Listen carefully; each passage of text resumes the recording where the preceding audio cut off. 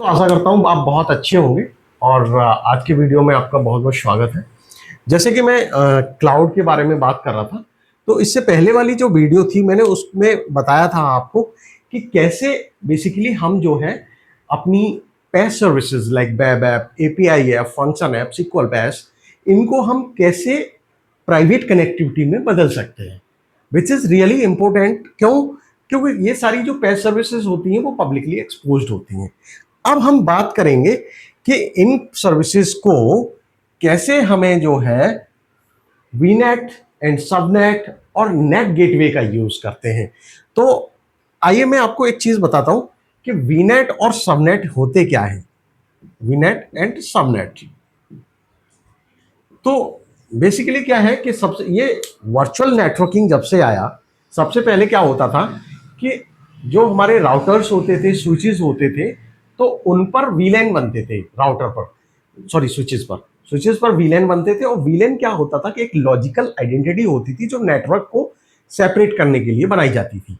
जैसे कि sales department के सिस्टम्स हैं, एचआर डिपार्टमेंट के सिस्टम्स हैं, आईटी डिपार्टमेंट के सिस्टम्स हैं, तो उनके लिए अलग अलग आईपी असाइन किए जाते थे और वो एक दूसरे से कम्युनिकेट न कर सके, या नेटवर्क एडमिनिस्ट्रेटर चाहे क्या कंट्रोल करना है उनको, उनको क्या पॉलिसी लगानी है, क्या क्या एक्सेस देने हैं, वो आपस में कुछ फाइलें शेयर कर पाए या ना कर पाए, so which can be controlled by the network administrator. तो इस पर्पज से पहले वीलैन वगैरह बनाए जाते थे। जब से वर्चुअलाइजेशन आया, क्लाउड आया, क्योंकि सबसे पहले वर्चुअलाइजेशन आया था, हाइपर भी आया था, वीएमवेयर आया था, उसके बाद क्लाउड आया, तो उसमें कंसेप्ट आया वीनेट का, वर्चुअल नेटवर्क। तो वर्चुअल नेटवर्क बेसिकली होता क्या है? वर्चुअल नेटवर्क एक तरह से मान के चलिएगा आप कि आपने एक बहुत बड़ा सा प्लॉट लिया। अब उस प्लॉट में क्या करेंगे आप? सारे प्लॉट को सही से यूटिलाइज करने के लिए सबसे पहले आप उसमें से छोटे छोटे प्लॉट बनाते हैं।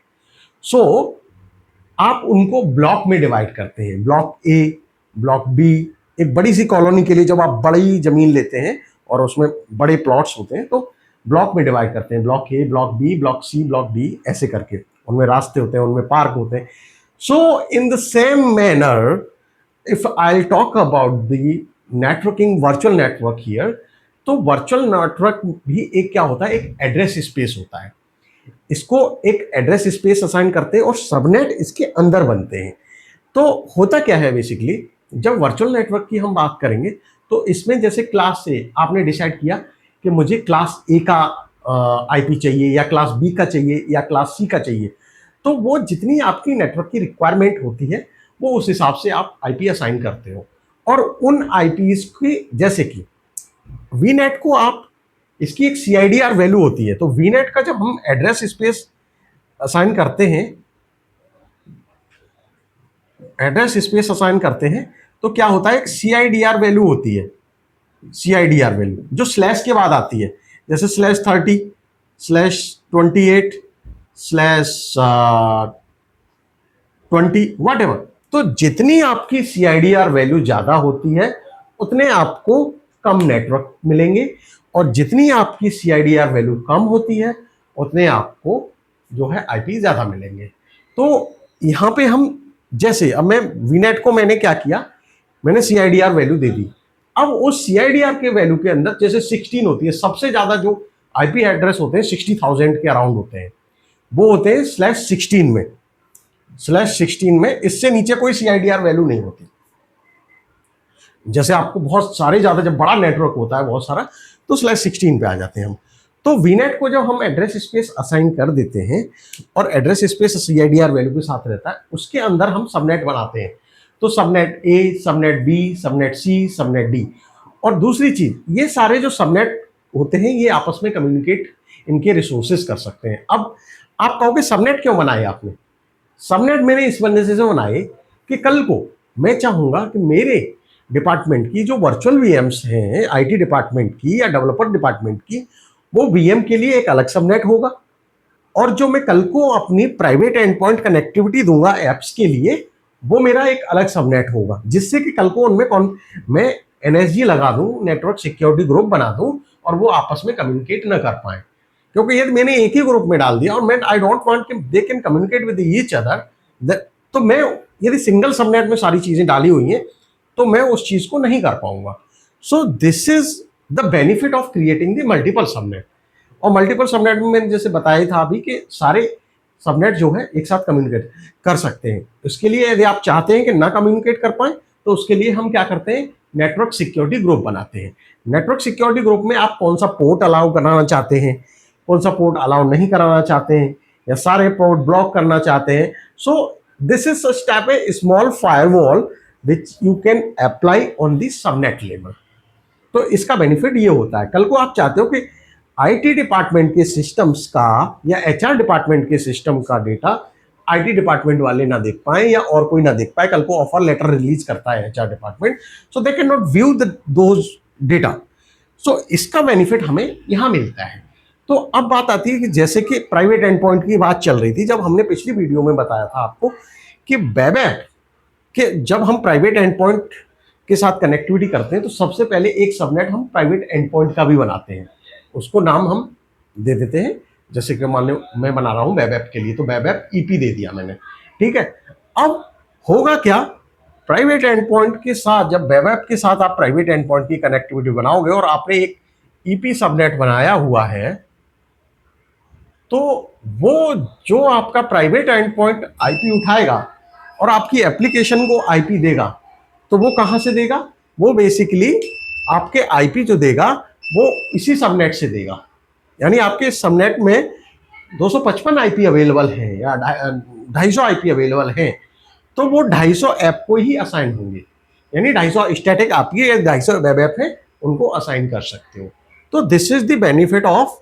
और उसके बाद होता क्या है, बात आती है ये वीनेट की, तो मैंने बता दिया आपको कि वीनेट के अंदर सबनेट बनते हैं। अब मैं थोड़ा सा और समझाऊंगा आपको, यहाँ पे बहुत ही इंटरेस्टिंग टॉपिक है कि दो वीनेट है और वो कम्युनिकेट कैसे करेंगे। कि मान लो मैंने एक वीनेट में मैंने ये 5 सबनेट बना दिए, ठीक है। अब वीनेट 1 हो गया मेरा ये, और मेरा एक वीनेट ये हो गया वीनेट 2। तो अब ये वीनेट मेरा है, ये कल को मेरा यहाँ पे जो है सिक्वल डेटाबेसेस, ये मान लो एप्लीकेशन की वीएम है मेरी,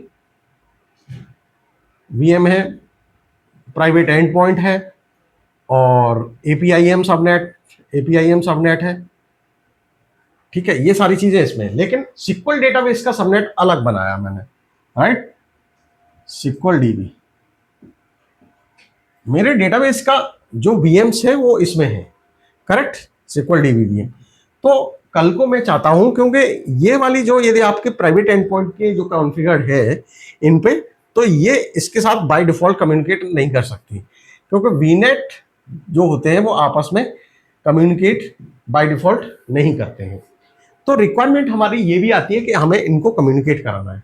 मैंने फिर दोबारा से पॉइंट को रिपीट करूंगा समझाने के लिए कि एक वीनेट के अंदर जो भी सबनेट होते हैं उनके रिसोर्सेज आपस में कम्युनिकेट कर सकते हैं, but VNet to VNet communication not allowed by default नहीं होता है, ये अलाउड नहीं होता है, correct. So what I wanted to say here कि जब आपको ये रिक्वायरमेंट पड़ेगी यहाँ पे, तो यहाँ पे इसके लिए आपको करना क्या पड़ेगा कि यहाँ पे जो है आपको वीनेट पियरिंग का इस्तेमाल करना पड़ेगा। There is a feature is VNet peering. क्या होता है वीनेट पियरिंग? वीनेट पियरिंग किस वजह से यूज होती है कि वीनेट पियरिंग एक वीनेट से दूसरे वीनेट को रिसोर्सेज को कम्युनिकेट कराने के लिए यूज होती है। So this is the. अब क्या होगा, और ये हम यूज क्यों करते हैं, अब दूसरी चीज, ये तो आपका क्लाउड का स्ट्रक्चर था, ठीक है। कल को तुम्हारी रिक्वायरमेंट ये आती है, कुछ मशीन्स आपकी ऑन प्रेम डेटा सेंटर पे हैं।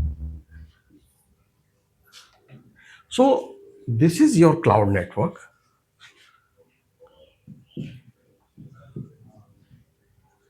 And this is your on Prem network, but still you want कि आपके ये रिसोर्स यहां कम्युनिकेट करें। तो उसके लिए आपको क्या करना पड़ेगा, site to site VPN.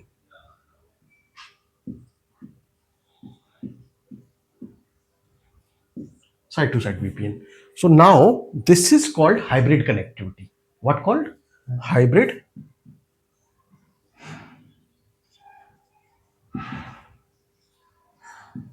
Hybrid connection क्या है इसमें? साइड टू साइड वीपीएन इसमें हमने बनाया। अब साइड टू साइड वीपीएन कैसे काम करता है, इसके बेनिफिट्स क्या है? बेसिकली दो टाइप के होते हैं, दो तरीके से होते हैं कि आप चाहते हो हब एंड स्पोक मॉडल के साथ, तो आप क्या करोगे, एक वीनेट यहां बनाओगे और इन वीनेट की पेयरिंग यहां कराओगे, यानी ये आपका हब वीनेट है। कौन सा? Hub VNet, correct. So what is the communication way? यहां से जो नेटवर्क है रिसोर्सेज का, सबसे पहले कहां जाएगा? हब पे, और हब के साथ आपके ये इनको बोलते हैं स्पोक। स्पोक, स्पोक 1, स्पोक 2, यानी स्पोक वीनेट ये है, स्पोक वीनेट ये है। ऐसे मल्टीपल स्पोक आपके वीनेट हो सकते हैं, वो किससे कनेक्ट होंगे? हब के साथ। तो यहां से जो कम्युनिकेशन होगा वो यहां पे होगा। इसमें भी डिपेंड करता है कौन से रिसोर्सेज आप कम्युनिकेट कराना चाहते हो, कौन से नहीं। मान लो यहां पे आपकी 1000 वीएम से आप चाहते हो कि केवल कुछ ही वीएम से ऊपर कम्युनिकेट करें, क्लाउड पे कुछ ना करें, तो वो भी आप रिस्ट्रिक्शंस कर सकते हो। वो उसके लिए आपको आईपी अलाउ करने होते हैं। वो जितने आईपी आप अलाउ करोगे वो उतने ही आपके बेसिकली वहां कम्युनिकेट करेंगे। यहां हम जो है, होता क्या है, ये डेटा सेंटर का एक पब्लिक आईपी और होता है। Public IP, public IP basically करता क्या है कि जो भी आउटसाइड रिक्वेस्ट जाती हैं उनके लिए सिंगल आईपी रिस्पॉन्सिबल होता है। सिंगल आईपी रिस्पॉन्सिबल होता है कि यहां से जो रिक्वेस्ट जाएगी, क्योंकि आपको पता होगा जो हमारा प्राइवेट आईपी है वो बेसिकली केवल इंटरनल काम करता है, वो आउटसाइड काम नहीं करता, correct. So what I was trying to say कि जो भी आपकी रिक्वेस्ट बाहर को जाएंगी एक आईपी के साथ जाएंगी, तो वो आईपी जो एज ए क्लाउड एडमिनिस्ट्रेटर या क्लाउड इंजीनियर या क्लाउड आर्किटेक्ट आपसे जो ऑन प्रेम वाला नेटवर्क इंजीनियर है उससे डेटा सेंटर का पब्लिक आईपी लेगा, और वो पब्लिक आईपी किसके साथ? क्लाउड इंजीनियर के साथ शेयर करेगा। So when configuring side to side VPN वो वहां पे अलाउ कर देगा। जब अलाउ कर देगा तब ये कम्युनिकेशन अलाउ हो जाएगा। अदरवाइज ये जब तक आईपी अलाउड नहीं होगा, आपने साइड टू साइड वीपीएन बना दिया लेकिन जब तक आपने आईपी अलाउड नहीं किया है तो वो आपका काम नहीं करेगा। तो ये कनेक्टिविटी हमने जो बताई थी आपको कि कैसे वर्चुअल नेटवर्क, उसके अंदर सबनेट कैसे होते हैं। वीनेट टू वीनेट कनेक्टिविटी के लिए वीनेट पियरिंग रिस्पॉन्सिबल होती है। यदि आपको क्लाउड से कनेक्टिविटी ऑन प्रेम में करनी हो तो उसके लिए साइड टू साइड वीपीएन बनता है, और साइड टू साइड वीपीएन के साथ भी आप hub and spoke model use करना चाहते हैं तो वो आप यूज कर सकते हैं। तो मैंने ये चीजें तो आपको बता दी, आशा करता हूं कि आपको ये समझ भी आई होंगी। यदि कोई डाउट रहेगा तो आप दोबारा पूछ सकते हैं और मेरी वीडियो में कमेंट भी कर सकते हैं। तो अब लेकिन मैं सबसे पहली चीज, दूसरी चीज एक और मैं बताना चाहूंगा। यहाँ पे मैंने आपको पहले बताया था कि वेब ऐप के लिए आपने इनबाउंड के लिए तो आपने स्टैटिक आईपी दे दिया, किसके थ्रू दिया था? प्राइवेट एंड पॉइंट के थ्रू। लेकिन यहां पर एक बात आती है एज ए थर्ड पार्टी। कल को तुम्हारी कोई ऐसी एप्लीकेशन है और वो गूगल मैप की एपीआई को कंज्यूम करना चाहती है, गूगल मैप की एपीआई को कंज्यूम करना चाहती है, तो वो आप कैसे अलाउ करोगे? क्योंकि पेज सर्विसेज में क्या होता है, जो वेब ऐप होती है हमारी, वेब ऐप जो होती है बेसिकली उसको मल्टीपल आईपी असाइंड रहते हैं public by default outbound address के लिए। तो अब आप लगभग यहाँ पे 10 से 12 आईपी होते हैं, वो तो आप गूगल को बोलोगे नहीं कि ये आईपी हमारे व्हाइट लिस्ट कर दो। अब तुम्हारी मान लो कल को 50 एपीआई है, 50 वेब ऐप को इतने सारे आईपी होंगे तो गूगल तो पागल हो जाएगा, वहां का नेटवर्क इंजीनियर बोलेगा कि ये तो मैं इतने आईपी नहीं अलाउ कर सकता। तो उसके लिए भी क्लाउड में माइक्रोसॉफ्ट ने क्या सॉल्यूशन दिया, which is called net gateway. तो ये प्राइवेट एंड पॉइंट किसके लिए काम करता है? इनबाउंड के लिए।